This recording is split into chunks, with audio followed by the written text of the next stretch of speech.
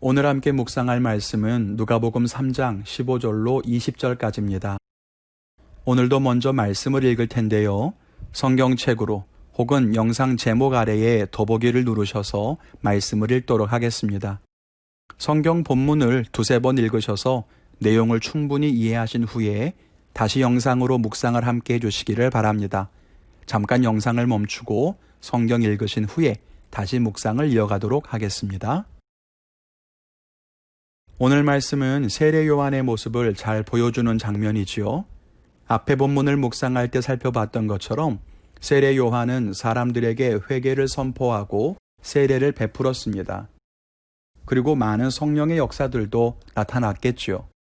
그랬더니 오늘 15절에 어떤 일이 생기냐면 백성들이 말하기를 세례 요한이 혹시 하나님이 보내시겠다 했던 그리스도인가, 약속된 메시아인가 라고 생각했다는 겁니다. 그랬더니 세례 요한이 뭐라고 답합니까? 나는 물로 세례를 베풀 뿐이고 나보다 능력이 많으신 이가 올 건데 그는 성령과 불로 세례를 베풀 것이다. 나는 그의 신발끈도 풀 자격이 없다. 그렇게 이야기합니다. 누가 봐도 대단한 사람이고 그 믿음의 역사나 전하는 메시지가 많은 사람들이 볼 때에도 하나님의 역사인 것이 분명해 보였습니다. 그러니까 사람들의 칭송과 인정을 받았던 거겠지요. 위대한 역사를 일으키고 하나님께 크게 쓰임받는 것은 참 대단한 일입니다. 그런데 세례 요한이 대단하다고 하는 것은 그것 때문이 아니에요. 세례 요한은 위대한 일을 했고 그 때문에 사람들이 자기를 떠받들고 추종하고 메시아로 생각해서 그를 높일 때에 자기는 그리스도가 아니라고 단호하게 말하며 백성들의 칭송을 거절했다는 거죠. 그것이 진짜 세례 요한의 위대함입니다. 세례 요한의 이야기를 볼 때면 연극의 주인공과 조연이 생각이 납니다. 예수님은 역사의 주인공이시고 세례 요한은 주인공이 등장할 것을 알려주는 조연입니다. 세례 요한이 해야 하는 역할은 멋지게 주인공이 등장할 분위기를 만드는 거 아니겠습니까? 그러니 세례 요한이 자기 역할을 잘하면 잘할수록 주인공인 예수님이 두드러집니다. 반면 세례 요한이 두드러져 보이고 사람들의 이목이 집중돼서 세상이 예수님을 기대하지 않거나 예수님이 오실 것을 알지 못한다면 세례 요한이 자기 역할을 제대로 못한 거겠지요. 조연인 요한이 자기 역할을 잘할수록 예수님은 빛나고 요한은 사라지게 됩니다. 반면 조연인 요한이 자기 역할을 제대로 못하면 예수님은 빛을 잃고 자기만 빛나게 되는 거죠. 오늘 말씀을 같이 묵상하면서 몇 가지 생각해 보기를 원합니다.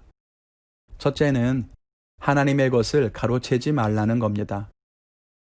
오늘 세례 요한이 참 대단한 것이 자기의 역할을 분명히 알았고 자기의 존재를 정확하게 인식했다는 것입니다.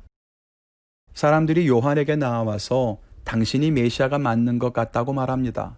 이때 요한이 맞다고 했다면 많은 사람들이 그의 주변에 모여들었을 거고 그에게 삶을 의탁하고 그가 시키는 대로 아마 했을 겁니다. 그래서 자기의 군대를 만들 수도 있었을 거고 사람들을 시켜 재산을 늘릴 수도 있었을 겁니다.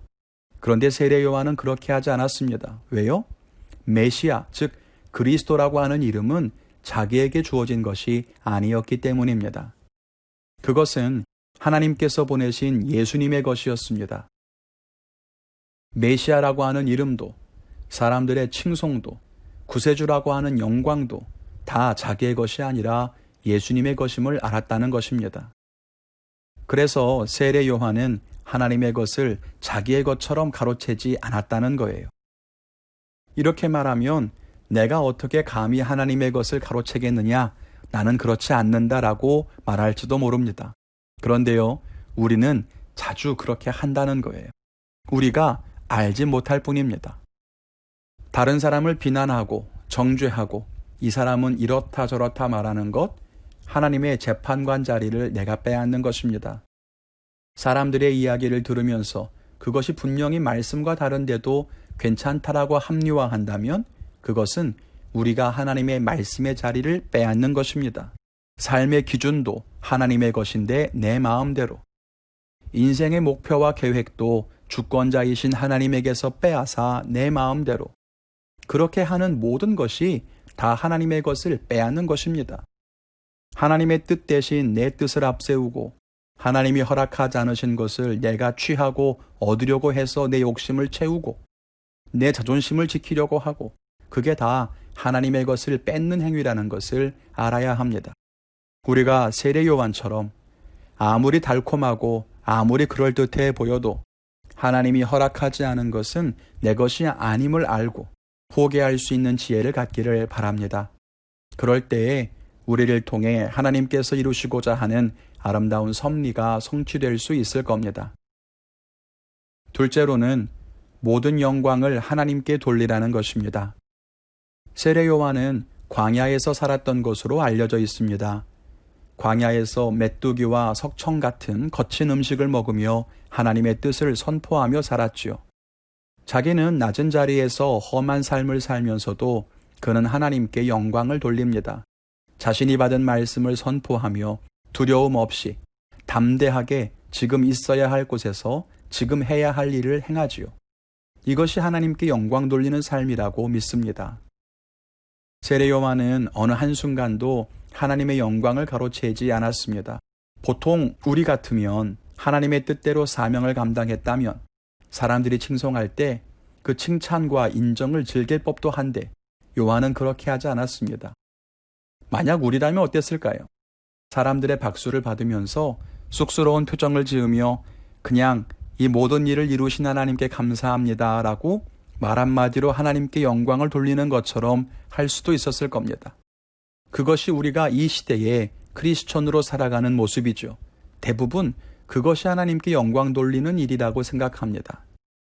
세상에서 높아진 다음에 하나님께 영광 돌린다라고 하는 말 한마디로 하나님의 이름을 언급하는 것이 영광 돌리는 것이라고 착각하면 안 됩니다. 살아가는 순간도 하나님의 뜻대로, 사명도 하나님의 뜻대로 해서 살아가는 것, 그리고 그 모든 순간에 하나님의 인도하심에 날마다 순종하는 것이 하나님께 영광 돌리는 것입니다. 사역의 성과를 거두었을 때, 우리의 수고가 칭찬받고 사역이 인정받을 때, 내가 그 감격을 취하지 않는 것, 그것이 하나님께 영광 돌리는 것입니다. 하나님의 뜻대로 광야에서 살았고 하나님 말씀을 선포하며 세례를 베풀었습니다. 내가 이렇게 수고한 것에 대해서 사람들이 칭찬하는 것은 저의 수고에 대한 격려이고 제가 하나님의 뜻에 순종했다는 것을 증명하는 작은 선물이 아니겠습니까? 제가 이것을 취해도 되겠지요? 라고 세례 요한은 말하지 않았습니다. 주인공인 예수님을 빛내기 위해 철저하게 어둠 속에서 묵묵히 자신의 역할을 했던 요한은 사람들이 자신을 주목하는 순간에도 빛으로 나아오지 않았습니다. 그리고 그렇게 역사에서 조용히 사라져 갔습니다. 모든 영광은 자신의 것이 아니라 하나님의 것, 예수 그리스도의 것으로 돌리고서 말입니다. 오늘 묵상을 맺겠습니다. 오늘 요한의 모습을 보면서 제게도 많은 생각과 회개가 생깁니다. 오늘 적용할 것은 제 안에 하나님의 영광을 가리거나 하나님의 영광을 가로채는 모습이 있었음을 회개하게 됐습니다. 수고하는 것을 알아주기를 바라고 사역을 인정해 주기를 바라는 연약한 마음이 있었다는 것을 회개하고 다시 철저하게 섬기는 종으로 마음가짐을 다지게 됩니다.